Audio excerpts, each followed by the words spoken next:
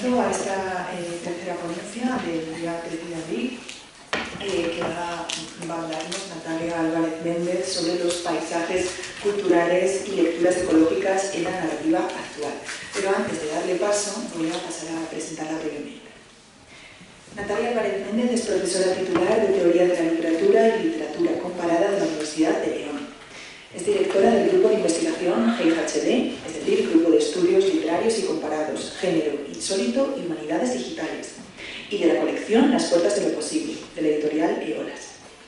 Asimismo, es miembro del GEF de la Universidad Autónoma de Barcelona, miembro del Laboratorio de Estudios del Futuro de la Universidad de Alcalá, miembro del Instituto de Humanismo y Tradición Clásica de la Universidad de León y patrona de la Fundación Antonio Pereira y de la Fundación Academia de las Artes, las Letras y las Ciencias de León, FARLECID. Ha sido la investigadora principal de proyectos de generación del conocimiento del Ministerio de Ciencia e Innovación de España y miembro del equipo investigador de más de una decena de proyectos nacionales e internacionales. Ha publicado los ensayos Espacios Narrativos del año 2002 y Palabras desencadenadas, aproximación a la teoría literaria postcolonial y a la escritura hispano-negroafricana del año 2010.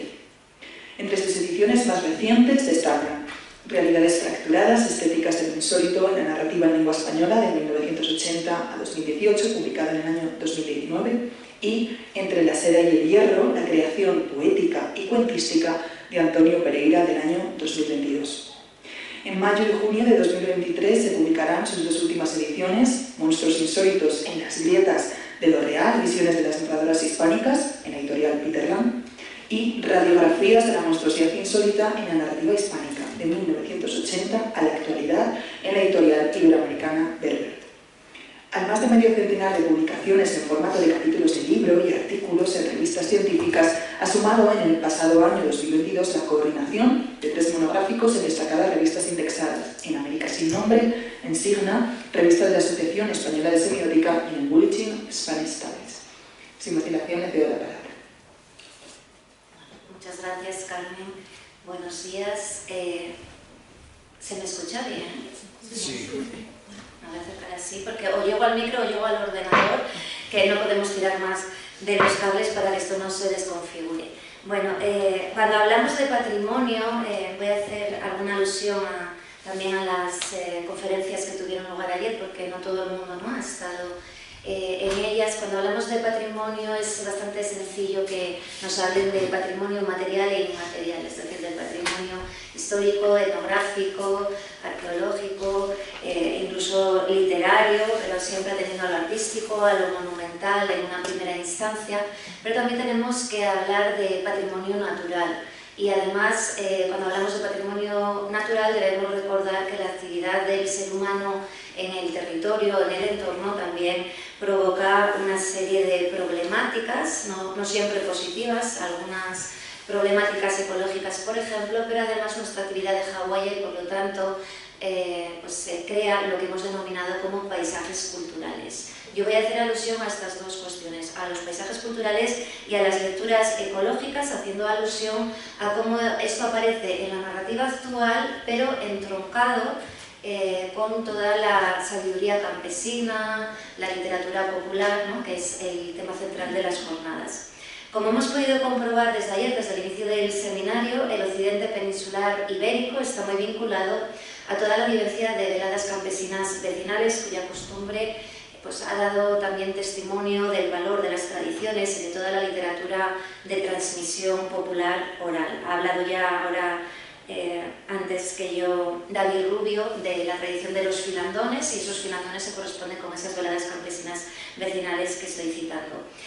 Yo quiero añadir alguna perspectiva nueva a lo que ya se ha dicho desde ayer, y una de ellas es la que tiene en cuenta cómo este ámbito que protagoniza el seminario, que es todo el eje occidental peninsular, también se convierte a veces en protagonista de las narraciones, no simplemente que nos alimente en cuanto a una fuente de conocimiento desde perspectiva popular, sino que ha sido integrado como territorio literario a través de los relatos contemporáneos, es decir, no de la palabra oral, sino de lo que ya se trasvasa a la literatura escrita.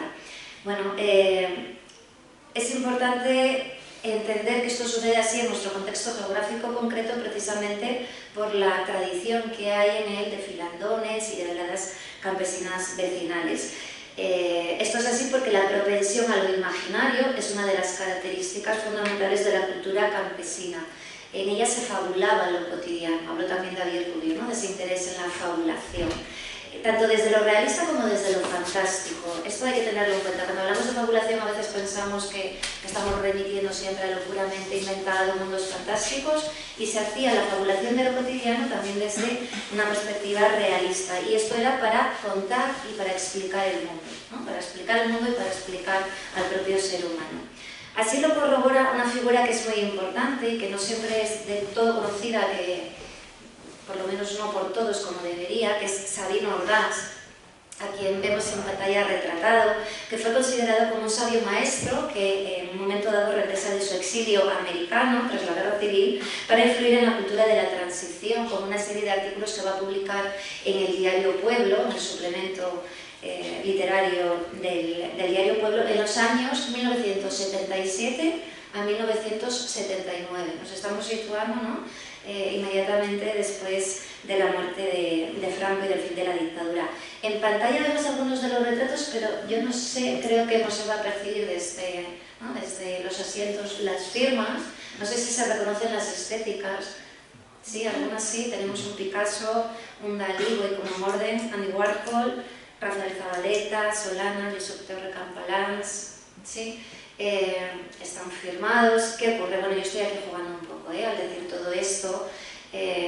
Tendría que decir que, bueno, pues Sabino Ordaz era tan conocido en los círculos culturales del momento que fue retratado por los grandes artistas de la época, que eran amigos, que lo conocían, pero realmente Sabino Ordaz no existe como persona real. Sí existe como entidad intelectual, pero es un apócrifo, es una invención, un apócrifo creado por Juan Pedro Aparicio, Luis Mateo Díez y José María Merino.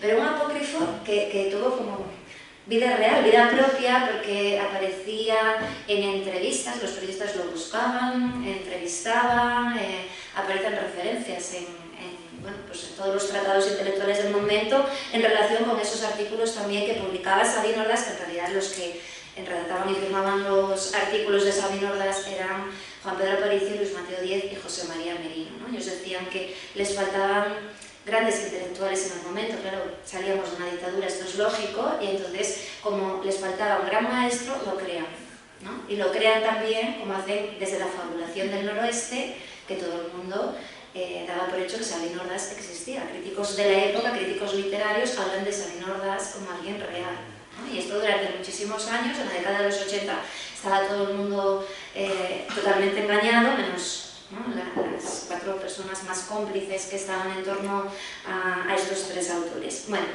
pues esto es un poco para entender el contexto de la fabulación del noroeste también. En uno de esos artículos de Sabino Ordaz, yo hablo de Sabino Ordaz como si existiera, porque existió, ¿no?, en realidad, pues en uno de esos artículos, el titulado Las horas del contar, precisamente Sabino Ordaz está poniendo bueno, pues el foco de atención y dando valor a toda esa tradición de los filandones, de las veladas campesinas vecinales, y él dice cómo recuerda que en la cultura campesina se crece, dice, en la necesidad del relato. Es decir, la gente del momento necesitaba contar el mundo, explicar todo lo que pasaba, pero a través del relato. Entonces crecen en la necesidad del relato, en la afición al contar y a la fabulación. Y traigo ahí una cita de modo específico, habla de la fascinación de las humildes voces que cantaban, ajenas a cualquier destino, transmisoras de la fantasía y la imaginación de un acervo colectivo. Esa idea del acervo colectivo es lo que estamos perdiendo, ¿no? Lo que siempre, vamos a decir, cuando hablamos de que se pierde la cultura campesina, se está perdiendo ese saber colectivo y sobre todo esa vivencia colectiva. Me voy a saltar, yo lo iba a leer, pero después, si alguien quiere, le paso el PowerPoint y lo puede leer con más atención. Me interesa relacionar a veces los conceptos. Ayer se hablaba en diferentes charlas de cómo la gente mayor decía lo que importa son estos momentos, como estos ratos no hay nada, ¿no? Otros intereses no son suficientes. ¿Y por qué estos ratos son los importantes? ¿Cuándo dicen que estos ratos son los importantes? Cuando hablan de algo vivido en colectividad. Y es verdad, porque nos llegan hasta a sanar, ¿no? Todas las problemáticas que hay ahora. Antes también el primer ponente, al hablar de las leyendas, decía que estábamos creando una cultura de la necesidad, ¿no? Hay una necesidad tecnológica, hay muchas necesidades de mucho tipo que se nos están creando e imponiendo. Creemos que necesitamos muchas cosas y quizá lo que necesitamos es volver a la colectividad, a ese espíritu comunitario, colectivo. Bueno, pues esto es un poco lo que defendía Sabino Ordaz, que además va a aparecer, no he querido traer más fotos de él, pero se ve en alguno de los cuadros, y no los vuelvo a poner, con la boina, ¿no? Con esa figura. Es un intelectual que ha trabajado supuestamente, claro, en universidades norteamericanas como profesor, pero cuando regresa al exilio regresa a Ardón, a su pueblecito de León, y ahí está siempre con la cacha, con la boina, y desde el medio rural, pequeñito, llegó a influir en lo que era toda una poética sobre la narrativa en los años de transición, compitiendo con lo que se hacía en una época muy centralista, pues con las poéticas creadas tanto desde Madrid como desde Cataluña, y también, bueno, pues por ciertos narradores igual de otras zonas como la andaluza. Bueno, voy a intentar ir al guión porque si no sé que me iré del tiempo. Sabino Ordaz defiende además también el empleo de lo que es el espacio provincial, y cuando hablo de espacio provincial no incorporamos solo lo que son ciudades, sino que también estamos hablando del medio rural. Y la narrativa desde la década de los años 80 del siglo XX en adelante, si vamos a porcentajes, vamos a ver que el mayor porcentaje nos sitúa las novelas, los cuentos en ciudades, y sobre todo en grandes ciudades, sean nacionales o internacionales. Bueno, pues Sabino Ordaz defiende lo contrario. ¿Qué ocurre? Que cuando estos autores pues utilizan, por ejemplo, la provincia de León como territorio literario, en un principio son acusados de costumbrismo, que esto sería algo visto como negativo, poco moderno en la época, pero ellos con Sabino Ordaz supieron defender la modernidad que tenía el poder utilizar el espacio provincial como elemento narrativo, pero desde la idea de que desde lo provincial, desde lo rural, se puede llegar a lo universal, ¿no? Que es lo que van a defender también después. Son unos adelantados, porque lo van a defender después muchos más autores, ¿no? Pero fueron en ese sentido modernos, ¿no? En contra de todo lo que regía en su tiempo. Eso sucede a partir de la década de los 80.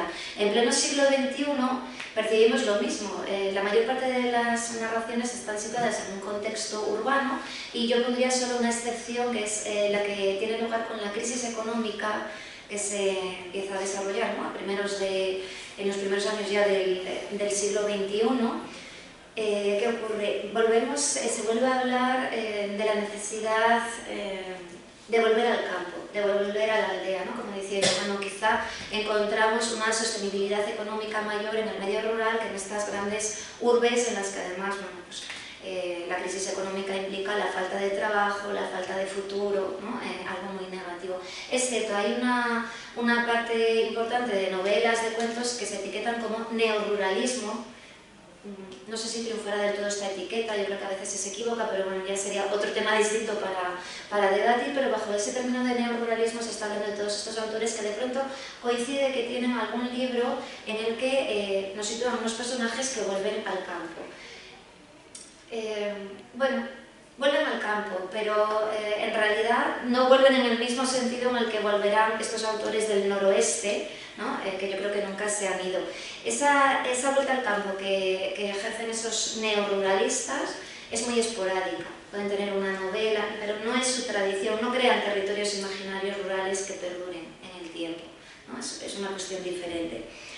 Son muy puntuales, y al final lo que nos presentan casi siempre es como ese urbanita en crisis, ¿no? Con toda la crisis de valores que rodea además a la crisis económica, que regresa al campo para ver si logra un futuro mejor, y que normalmente no es una visión nada arcádica, utópica del campo, sino muy dura, ¿no? Porque no sabemos vivir en el campo, porque ya no tenemos el conocimiento de la sabiduría campesina, pero no reflexionan tanto sobre la sabiduría campesina, sino sobre una crisis existencial vivida por esos personajes. Entonces, yo lo que quiero es ir a otra narrativa que tiene esa crisis, ¿no? Porque siempre nos interesan personajes con crisis, no totalmente felices.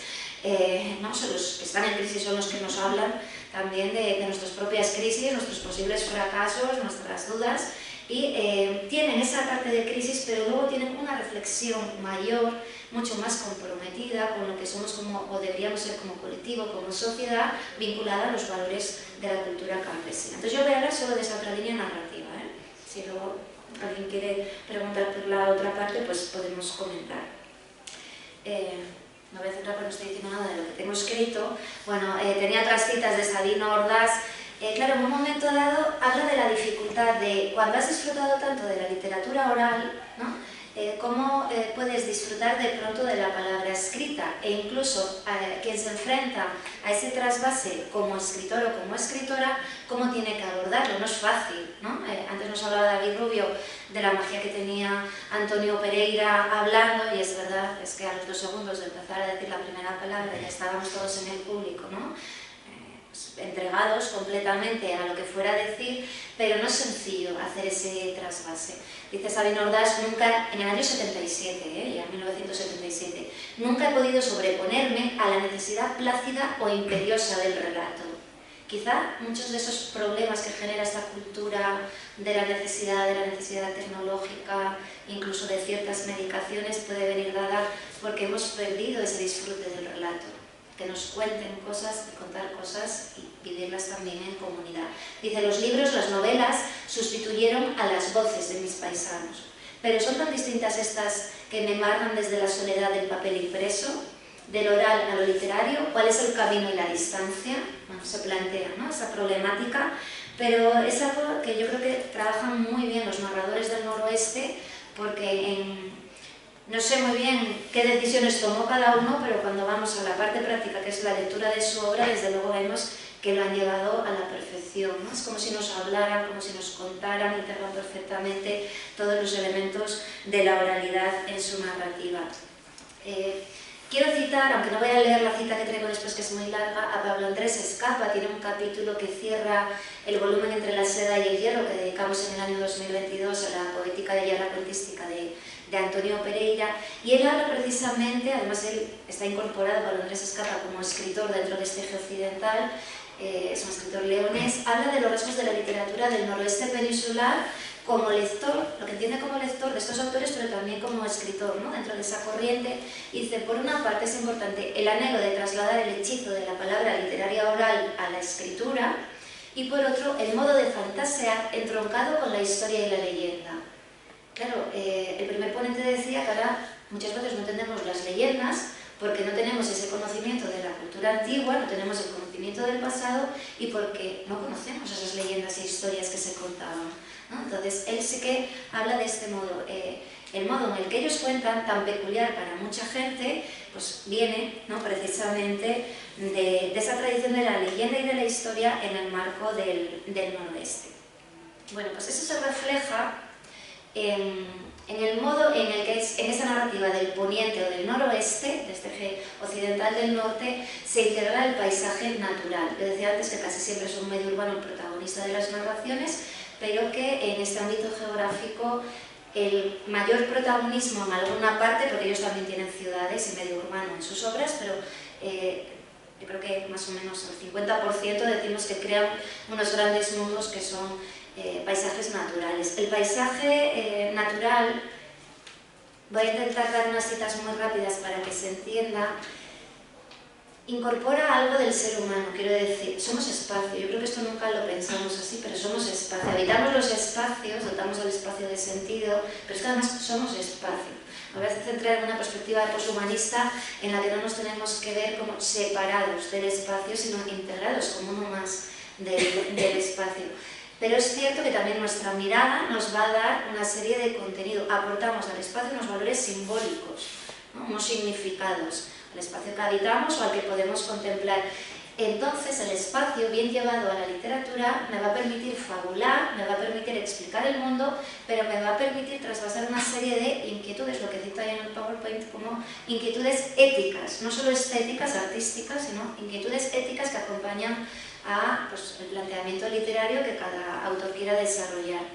Esas inquietudes éticas en este contexto geográfico del noroeste plantean en alto grado dos elementos que tengo ahí enunciados, que son la pérdida de la cultura campesina, algo muy preocupante, y la escisión entre sujeto y entorno, entre el ser humano y el medio natural, ¿no?, que ya no sabemos nos hemos situado en una perspectiva en la que nosotros somos como superiores, ¿no?, por nuestros planteamientos filosóficos, incluso religiosos occidentales, pero tendríamos que verlos, como decía antes, integrados de otra manera como un elemento más del medio del territorio.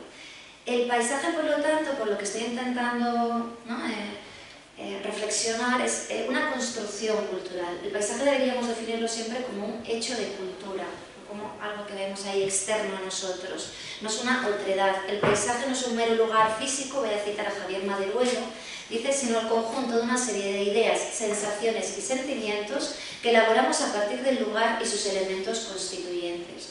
Esto es fundamental. Le aportamos al lugar nuestra propia visión, nuestra propia vivencia. Hay teorías relacionadas con lo que se denomina geografía humanística, tampoco me voy a detener mucho en ello, pero que nos enseña cómo a través de nuestros sentidos captamos el espacio. Nos lo van a describir con olores, con colores, con sensaciones térmicas que en un momento dado me puede trasladar a alguna de esas inquietudes éticas de la que hablaba antes. La niebla, la nieve. Me puede servir, o le puede servir a un autor que yo no escribo, ¿no?, para precisamente en un contexto del noroeste hablar, por ejemplo, de la posguerra, ¿no?, del tiempo duro de posguerra. En este ámbito, pues la niebla o la nieve metafóricamente me puede llevar a ese ámbito, ¿no?, de a veces la niebla al olvido, con esta idea de difuminación de los paisajes, la niebla que cubre todo como un manto y que borra los contornos, ¿no? Estas ideas son metafóricas, simbólicas. Es muy importante entender que estos autores tienen un punto poético en el que desarrollan símbolos, metáforas, y que tenemos que entender su obra no solo quedándonos en la parte anecdótica, que la manejan muy bien y entonces sus historias nos entretienen, sino que hay que entender que esa atmósfera que dan de manera poética siempre va enlazada con unos símbolos integrados en el paisaje, que el paisaje construye porque nosotros somos paisaje también, ¿no? Entonces, bueno, tiene parte de nuestra mirada humana. Cito a Claudio Guillén, que es otro teórico muy importante, dice: es la mirada humana lo que convierte cierto espacio en paisaje, consiguiendo que una porción de tierra adquiera por medio del arte calidad del signo de cultura, no aceptando lo natural en su estado bruto, sino convirtiéndolo también en cultural. Cuando hablamos del espacio como hecho de cultura, no lo sé, pongo ejemplos así como muy rápidos. Un locus amoenus, un paisaje arcádico, utópico puede ser, un paisaje amenazante o enlazado con la búsqueda de un tesoro, ¿no? Son espacios que vamos manejando entendidos como hechos culturales. Bueno, pues en este contexto vamos a entender, y vuelvo a poner esa figura de las hilanderas, de las mujeres, vuelvo a reivindicar, esto se dijo ayer en varias ocasiones a lo largo de la tarde, que son las mujeres las que en un alto porcentaje sostienen toda esta cultura de transmisión popular oral, ¿no? Se combinaba en esas veladas lo sagrado y lo profano, la palabra y lo artesanal, porque no solo estaba el hilado sino otras actividades artesanales, bueno, el conocimiento, que era muy importante, pero también con lo festivo, con lo recreativo, ¿no? Con bailes, canciones. En este sentido eran veladas muy ricas y que se van a trasvasar, pero que también trasvasan esas leyendas, romances, mitos, canciones que nos van a hablar de todo el ser humano que vive en estas zonas. Yo voy a resaltar, dije antes que no iba a aludir a esa otra narrativa que no trabaje las perspectivas éticas y de compromiso. Yo soy defensora de estudiar toda la narrativa, puede ser políticamente incorrecta, pero me da igual, estamos, ¿no?, para pensar y aprender también, no digo mala, pero la menos buena, ¿no?, la normal, la buena, la superior, por así decir, pero es cierto que hay que hacer distinciones, ¿no?, en ocasiones. Y hay un porcentaje, y esto hay que decirlo, de narrativa actual que se queda en lo anecdótico. Entonces no sé hasta qué punto podemos denominarlo literatura. Podríamos hablar, ¿no?, de otros productos. Estamos en un contexto en el que el libro también es un bien, estamos en un mercado capitalista y es un objeto de consumo. Bueno, lo decía el primer ponente de esta mañana, hay hay que vender, ¿no? Y hay que estudiar cómo se pueden vender las leyendas en la actualidad cuando no tenemos determinado tipo de lectores, pero esta idea del marketing literario y el necesitar vender también tiene esa parte de peligro en el que hay un porcentaje de narrativa actual que se queda en anecdótico, a veces ni bien escrito, pero me falta esa parte que para mí hace que un libro sea literatura, en la que tengo algo más trascendente o simbólico en el sentido, ¿no?, al que me lleva esas anécdotas vividas por unos personajes concretos. Entonces yo voy a hablar de autores que creo precisamente, bueno, no hace falta ni que yo los defienda, que están fuera de esa idea, aunque tienen éxito mediático, ¿no? Su obra no surge desde esa perspectiva de búsqueda del éxito mediático, propio pues igual de lo que se ha llamado también a partir de la década de los 80, que me parece muy triste el término, pero refleja esto como literatura Kleenex, por ejemplo, ¿no? De usar y tirar, con poca profundidad, con poco interés de perdurabilidad artística, ¿no?, por decirlo así. Bueno, pues me centro muy rápidamente, muy alejado además ya de la novela rural franquista. Tenemos una novela que podríamos decir que es rural, pero con otros tintes mucho más modernos, como podría ser la de Julio Llamazares o la de Luis Mateo Díez. La crítica, me voy a centrar en los papeles porque no he leído nada y si no, creo que no voy a terminar a tiempo. La crítica ha realzado, por ejemplo, la obra de estos dos autores precisamente por su identificación con el paisaje, con lo que yo decía antes, con su realidad cultural. El paisaje en ellos es un portavoz de la memoria colectiva de nuestra historia, por lo tanto queda huella en el paisaje de nuestra historia, no solo de las guerras, posguerra, como decía antes, sino de todo lo que se ha vivido en ese territorio. Siempre dejamos huella. Pero además contiene nuestra memoria colectiva, pero es un complemento también del ser humano. El ser humano que no debe olvidar el sentido de pertenencia al lugar que ve y que habita, pues este forma parte de su identidad. Quizá grandes problemas actuales, cuando nos hablan pues, del elevado grado de depresiones, por ejemplo, ¿no?, problemáticas de salud mental, vienen dados porque se ha perdido ese arraigo de colectividad, de comunidad e incluso de reconocimiento de nuestra identidad, ¿no? A veces es difícil, estoy mirando a la gente jovencita, el llegar a decidir, ¿no?, cuando pasamos sobre todo de adolescencia a adultos y en los primeros años de adulto, de bueno, a dónde encamino mi vida, qué soy, cómo me defino, pero sobre todo ese arraigo colectivo a veces es el que nos da también, ¿no?, una mirada de igual lo que en un futuro pues quizá quiera ser, ¿no?, que sea difícil. Esa identidad que nos la devuelve también el pasado, lo que se ha vivido en nuestro territorio, nuestros abuelos, nuestros padres. Pues diversos títulos de Llamazares, de Luis Mateo Díez, van a reivindicar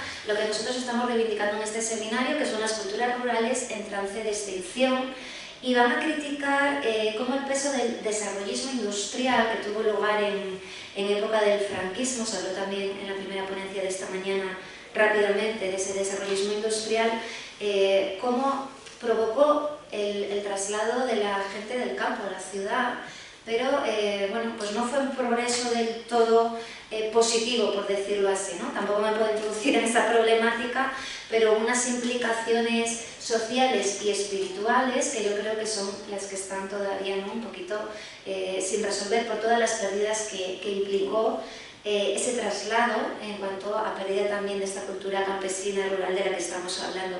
Pongo, bueno, iba a citar a Sergio del Molino con La España vacía, ¿no?, en ese título que tiene su título Viaje por un país que nunca fue. Sergio del Molino lo que ha hecho es criticar ese desarrollismo industrial, ver sus consecuencias negativas y cómo bueno, pues provoca también muchas problemáticas del medio rural actual, pero cito, pongo alguna portada de Julio Llamazares, La lluvia amarilla, de Luis Mateo Díez, El reino de Celaba, que es una trilogía muy interesante para quien quiera acercarse a este autor, que pueden ser buenos ejemplos de este tipo de literatura.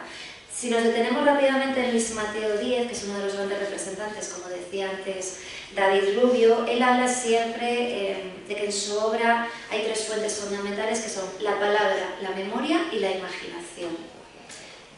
Es una delicia leer a Luis Mateo Díez, aunque sea un párrafo. Me lleva a que lea todo el mundo un párrafo de Luis Mateo Díez porque en un párrafo se ve cómo maneja la palabra.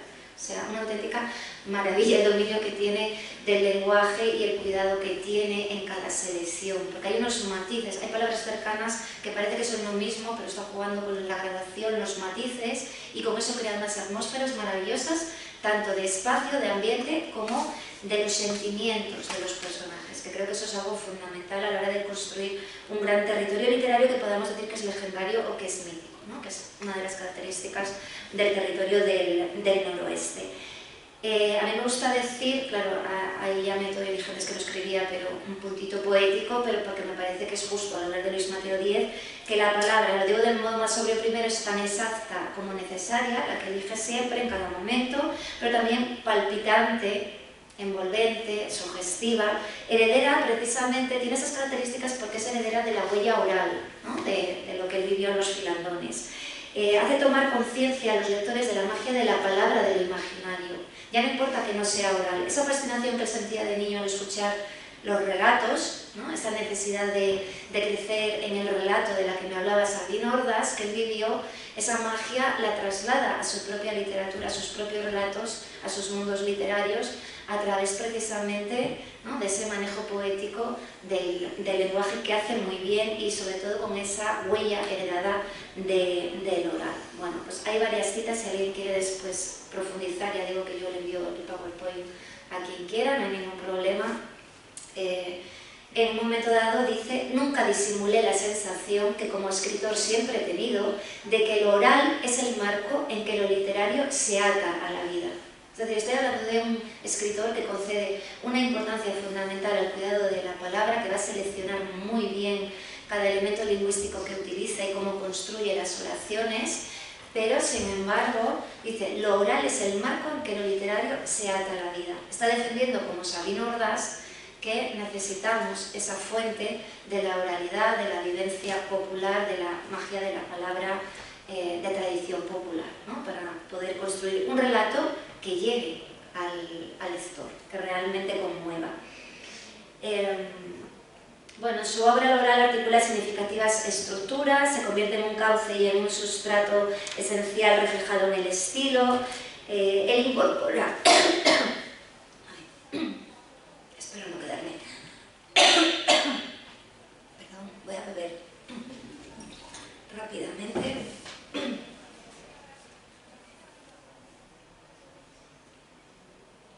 A ver si me sale la voz, si no empezaré a hablar y me saldrá. Incorpora, esto parece un truco para incorporar otras voces, que no es así, pero incorpora polifónicamente, constantemente voces. Puedo tener voces de vivos y de muertos en el reino de Celama, conjugadas, y yo como lector me lo creo, ¿no? Es esa fabulación que realmente no hace falta que sea verdad, ni siquiera que aparente ser verosímil, porque entramos en esa fascinación del relato que parece como el relato oral y entramos en ello y nos fascina encontrarnos con esas voces polifónicas, estén vivas o estén muertas. Bueno, pues tengo ese relato polifónico en el que al argumento principal que me cuenta de pronto se incluyen esas otras voces que nos cuentan cuentos, fábulas, romances, leyendas, sueños, como si realmente estuviéramos asistiendo en un momento dado a la realidad propia del filandón, pero siempre con voluntad literaria.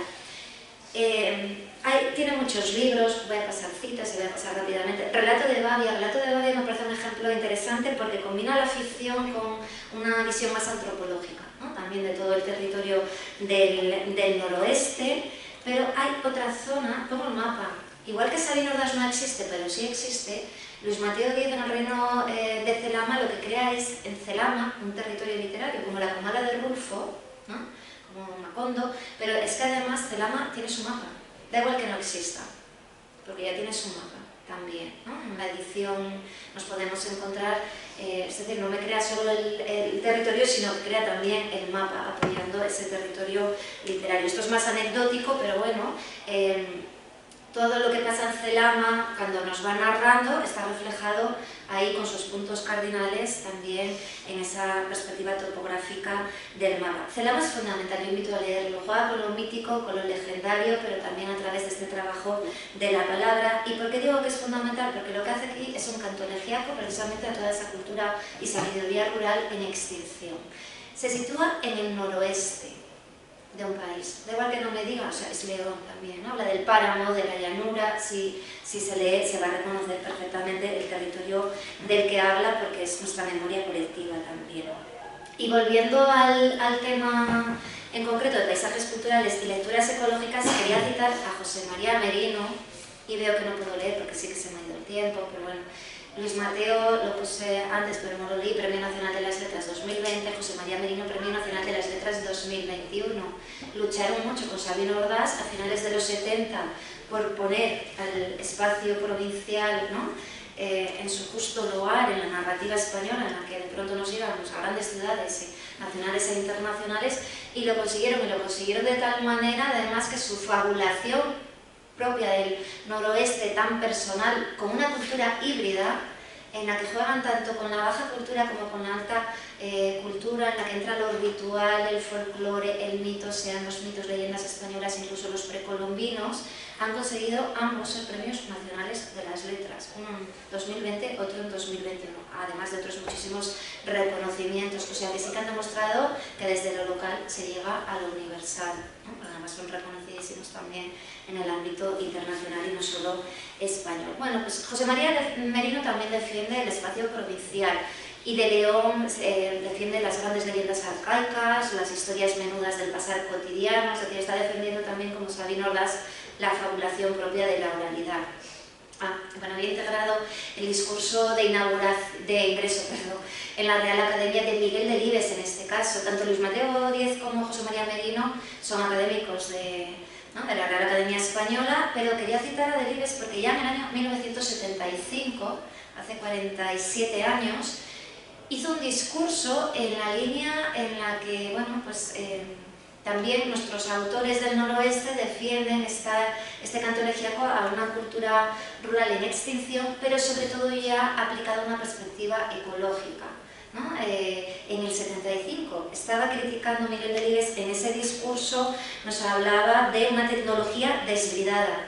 Si lo viera ahora, ¿no?, lo narrase ahora, no sé qué término utilizaría, porque yo nací en el 75 y fui creciendo en años posteriores, y la tecnología desbridada, ¿no?, mi visión respecto a la tecnología actual, claro, esto ha empeorado muchísimo más, pero hablo de esa tecnología desbridada, un progreso irracional, vacío epistemológico y espiritual que yo creo que ha crecido, y por eso estamos tan perdidos, una sociedad despersonalizada, deshumanizada y mezquina, condenada a un consumismo exacerbado. No lo estoy leyendo literal, son muchas páginas, pero son palabras exactas, que utiliza Miguel Delibes en el año 1975. Pues también Merino, igual que hacía Mateo, van a criticar esos fracasos de la modernidad. Vamos a hablar incluso, yo diría, de una falsa modernidad. Nos han vendido como un bienestar al que no se ha llegado, en cuanto por lo menos a la parte espiritual y social, y aboga por la recuperación de la memoria olvidada de una filosofía vital que nos haga retomar el vínculo con la sabiduría popular y con el paisaje natural. Incorpora, por lo tanto, esa perspectiva ecológica, una perspectiva ecológica que trabaja muy bien José María Merino. En Los Caminos del Esla, junto a Juan Pedro Aparicio, lo que hace ya a principios de los 80, en el año 1980, es ofrecer un recorrido cultural por todo nuestro acervo ancestral, ¿no?, toda la cultura ancestral leonesa, siguiendo el curso del río Esla, y ahí ya hacen una crítica en el 80 de la invisibilidad, del abandono que había estos territorios en relación con estos territorios provinciales, y defienden nuestro gran patrimonio cultural, ¿no?, tanto material como inmaterial. Pero tiene después otros cuentos, su primer libro de cuentos del 82, Cuentos del Reino Secreto. Muchas de las tramas se desarrollan en León, y vamos teniendo esa perspectiva concreta en la que, en este caso son tramas fantásticas, ¿no?, cuentos con todos los motivos fantásticos, puedo tener metamorfosis, apariciones fantasmales, distorsiones espaciotemporales y un largo etcétera, pero lo que hace es entroncarlo precisamente con los relatos orales y la fabulación popular de la zona. Y me voy a encontrar, por una parte, cuentos en los que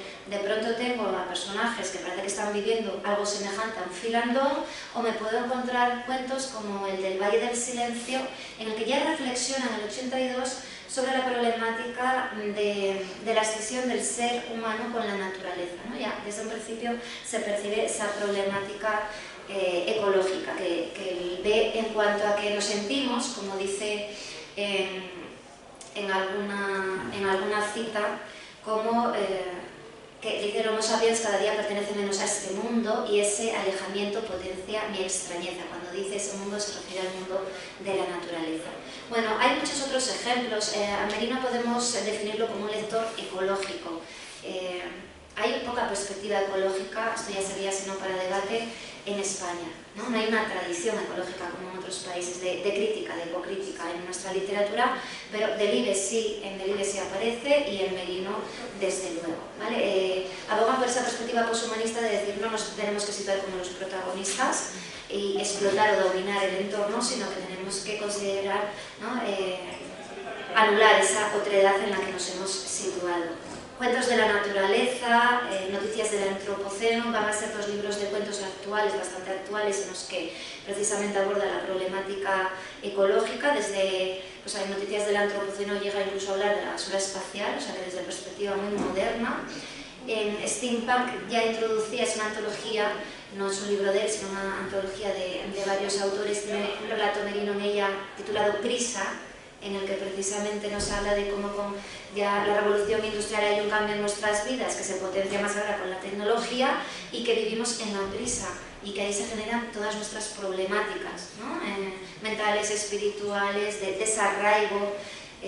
Bueno, pues es interesante porque luego enlaza con Steampunk, es de 2012, pero él desarrolla también en 2008 Las puertas de lo posible. Ahí no se ve en la portada, pero tiene un subtítulo que es Cuentos de pasado mañana, que juega como un viaje en el tiempo, entonces nos lleva a 600 años en el futuro y precisamente nos da una narrativa apocalíptica y posapocalíptica en la que de nuevo nos encontramos en una naturaleza totalmente devastada, explotada. Es lo que algunos teóricos han denominado como el sublime posmoderno, ¿no? Hemos destruido por completo el mundo. Desde una perspectiva ecológica, los recursos naturales casi no hay y lo poco que hay está controlado por los poderes. Bueno, hay esas problemáticas también propias, ¿no? de la ciencia ficción y las distopías, todo el poder económico, político concentrado, anulando al ser humano y en una sociedad muy despersonalizada y deshumanizada. El caldero de oro, La cima, son ejemplos de novela, ya no de cuento, en el que me habla de leyendas por una parte en el caldero de oro, esa búsqueda del tesoro que yo decía antes como paisaje, como hecho de cultura, o en La cima, yo creo que ya por el título se puede percibir muy bien esta salida de la memoria colectiva, de ese paisaje de la cima que me lleva a saber que ahí ha habido una problemática, ¿no? Estos enterrados, enterrados o arrojados, ¿no? En época de la guerra civil. Ahí hace toda una reflexión, por eso yo decía que hay un compromiso político importante, no solo en cuanto a la línea ecológica, sino un compromiso político de denuncia de cómo somos a veces una sociedad muy caída, ¿no? En ese sentido y siempre atacando al otro. Bueno, ponía alguna cita del lugar sin culpa, en realidad desde una perspectiva de antropología de cómo necesitamos el contacto con la naturaleza. No la voy a leer, pero quizá si pensamos en la pandemia, cuando estuvimos encerrados en el confinamiento, todos estábamos deseando salir, necesitamos, ¿no? El entorno, no podemos estar encerrados. Pues es un poco lo que decía antes, ese entorno, ese paisaje nos sana en cierto modo, ¿no? Cuando vemos que tenemos esa necesidad. Pues en ese tiempo pasado, con ese conocimiento también de las estaciones, de un tiempo más circular, esa vivencia del paisaje se hacía de una manera más integrada. A mí me gusta decir que es la diferencia entre ver el paisaje en avión, que no ves prácticamente nada, las nubes o el contexto, ¿no? De las cuadrículas que vas dejando cuando ves la tierra, cuando despegas, ¿no? O aterrizas, o ver el paisaje andando, cuando caminas, ¿no? Una actividad de senderismo, con calma, no a prisas, cuando vamos andando por la calle para llegar al trabajo, ¿no? Es esa idea de estar integrados de otro modo en el entorno. Bueno, aquí ponía la imagen de José María en su casa. Voy a acabar con una cita. Él nos dice: esta ruptura con lo natural, la destrucción masiva de ciertos hábitats, la multiplicación de megalópolis, los sistemas novísimos de transporte y comunicación, la contaminación planetaria, llevan consigo un tremendo incremento de la soledad. Cada uno de nosotros se puede ir convirtiendo en el monstruoso insecto kafkiano. Bueno, pues yo creo que quizá con actividades que nos lleven a ese entorno natural, a esa recuperación también del significado que tiene la palabra, que parece que la estamos perdiendo. Somos animales hermenéuticos, necesitamos la palabra para explicar, ¿no? A través de la palabra las cosas, aunque a veces lo hagamos a través de símbolos, entonces no podemos perder todo ese contexto. Quizá para luchar contra esa metamorfosis que estamos, ¿no? Que nos amenaza y no convertirnos en monstruosos insectos kafkianos, debamos retomar todo ese conocimiento cultural cultural del pasado, la idea de pertenencia a un lugar, la idea de arraigo comunitario, de trabajar en colectivo para superar toda esta individualidad, ¿no? de la falsa modernidad o de la posmodernidad que estamos viviendo. Yo le pedí a la ilustradora que eligiera esta estética, que ella trabaja muy bien en otras de sus ilustraciones. Le pedí a Aida de los Ángeles Méndez, cuando nos preparó el cartel del seminario, que precisamente utilizase esta estética que dibuja solo un rasgo del rostro. Vemos en una de las mujeres tiene, ¿no?, perfilada como podría ser como la boca, la otra la nariz, pero ahí no sé si alguien se detuvo en mirar el cartel. Yo quería jugar con la idea de las mujeres y la invisibilidad de la mujer. Por la tarde nos hablará seguro Santiago Asenjo, ¿no? Me imagino de alguna de las actividades de asociaciones, y unas de ellas tienen que ver con recuperar, ¿no? Que la mujer no quede invisibilizada en el ámbito rural, toda su labor importante, pero además de jugar con la mujer, con estas hilanderas, quería jugar con esa idea de que estamos perdiendo la identidad. Si yo no tengo ahí unos rostros, esa mujer puede ser cualquier mujer. Por un lado, para mí eso es muy simbólico, bonito, si lo quiero llevar a una explicación positiva, pero tiene una explicación negativa, ¿no? Considerable e importante, que es que se pueden estar transformando en ese monstruoso insecto kafkiano en el que hemos perdido por completo, yo creo que diría, el norte. Bueno, pues con esto, muchísimas gracias y perdón por el exceso.